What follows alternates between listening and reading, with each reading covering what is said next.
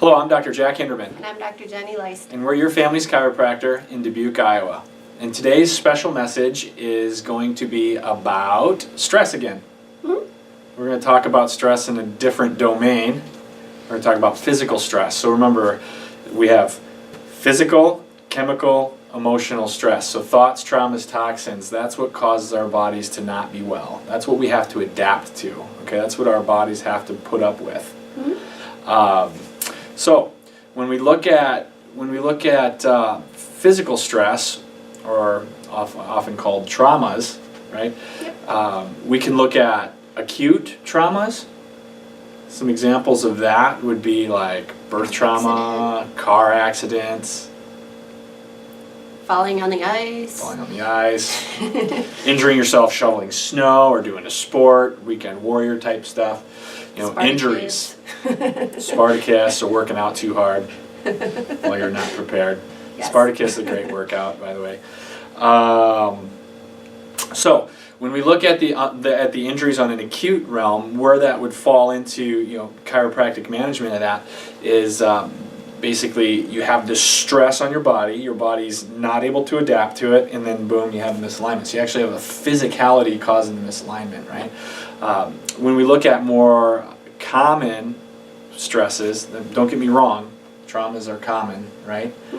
But when we look at more common stresses in today's world, we're looking at chronic stress, right? Yeah. Like postures you're in for work, or things you're doing at work repetitively, or... That's it. That's exactly pretty much it. Yeah, not moving enough. Yes. So our bodies literally, neurologically, remember we share the message about neurology here because the nervous system controls everything, and that's how we experience our world. Our brains cannot be healthy if we're not moving properly. Yep. It's impossible for our brains to be healthy if we're not moving properly. In our Move Well workshop, we call that vitamin M, right? We need the movement, vitamin M. So some tips for that. Let's talk about tips, first of all, for trauma. If you've had a trauma, get to your chiropractor. That's the tip. Yeah. That's the tip right there. If you've never been checked out by a chiropractor, get to a chiropractor. Because we're the only ones that address subluxations. And that is the spinal misalignments that are caused when our bodies undergo trauma, amongst other things. And our inability to heal from that trauma. And your ability to heal from that trauma. And your ability for your body to regulate inflammation around that trauma. And there's, you know, it's healing. It's health and healing. So get to a chiropractor if you've had a trauma and you've never been checked by a chiropractor before.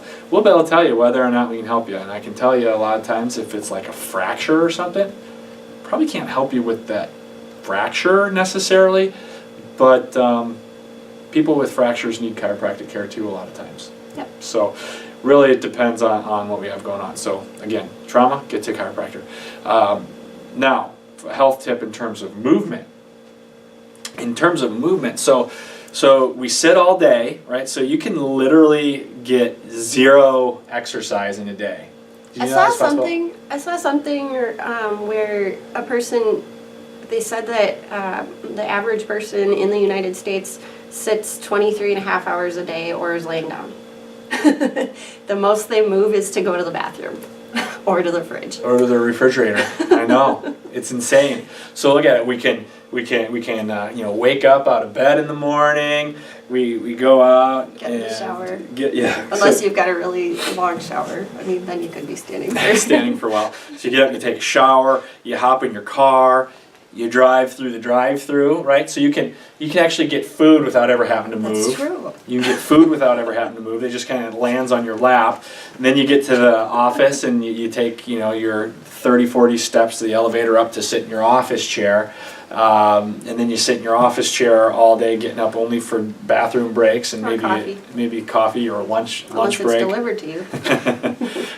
So, you know, we're showing you the extreme end of this, but really, we need to be moving. You know, when research says that sitting more than 4 hours a day is more detrimental to your health than smoking, that says something. That says something. That says something. And when Dr. Jenny's sharing with us the percentage of people, I had the study, I should pull up those numbers, it's pretty staggering, but the number of people that get less than a half hour's worth of movement in a day, which means that they're sitting for 23 and a half hours a day, that we need some help with that. So here's the tip.